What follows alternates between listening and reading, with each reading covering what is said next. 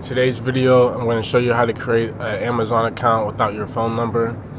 First things first, you're going to want to go to Amazon. To get to Amazon, just go to Google, type in Amazon, and click on the first link. Alright, so after you're here, you're going to want to type in, or you want to click here to sign in. We'll go down to start here because you're a new customer. From there, you want to fill out your first and last name. Don't include your mobile number. You want to include your email, do your password, and then hit continue. So I'll do that real quick.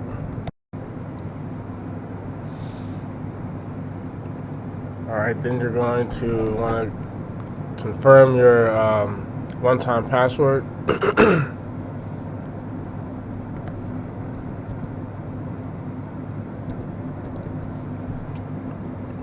Click on create your Amazon account,